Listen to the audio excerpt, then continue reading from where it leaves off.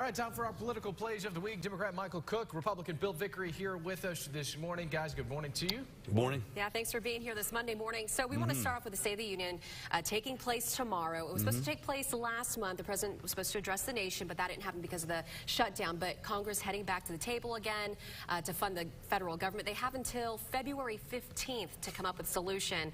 Your thoughts on this? Just after Valentine's Day. So Just after. We'll see how that goes. And in that spirit, Michael, I'll let you go first. Thank you. See, look at this right here. Look, I think the State of the Union, the president's going to talk a lot about border security.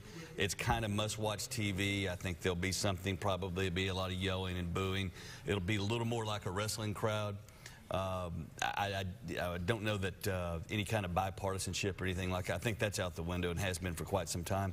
So I think the president's going to take the opportunity to talk about border security, establish what's going on, and he's going to point to a lot of those freshman Democrats who have spent now about a month in office and say, look, you know, you were elected, you won in swing districts, and all you've done is obstruct the operations of the United States government. So that's where I think the focus is going to be. It won't change anything, and we'll hurdle toward the 15th, and we'll see what happens then. All right, Michael? Well, I would piggyback on what Bill just said. At the end of the day, no matter what is said, it's not going to change anything. I know Trump may try to call for bipartisanship.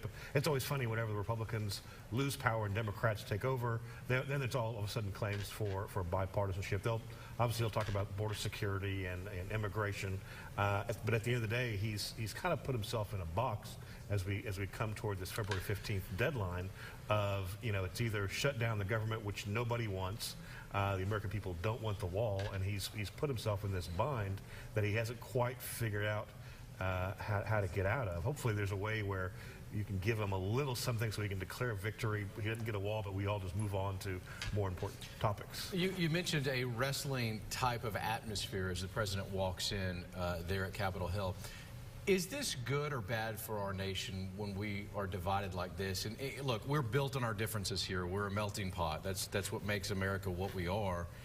Is it good that we've got such distinct opinions on both sides that we're fighting, or is this bad as we move towards the next few years of our country? Well, I mean, look, I don't think tribalism is good.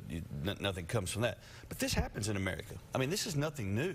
This happens in the country about every 50 or 60 years. All you have to do is go back about 50 years. We were incredibly divided. It was a contentious time in the country's history.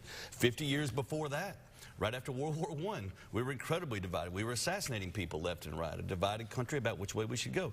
So this is not anything new. We act like it's new because we have these 10 or 11-year memory cycles that we operate in for the country. But this is not anything that hasn't happened already in the country. So disappointing, but not new. And in some ways, it's maybe good for the country. Let's have these big debates. Let's fight it out in terms of which side has a better vision for America and who's right, who's wrong. Let's have these grand debates, because at the end of the day, I do think we all want, you know, the same thing in terms of a strong country, people working, strong economy, people with health care. So let's debate and figure out how we get there. Piggybacking off what Aaron said, do we come up with a compromise by February 15th?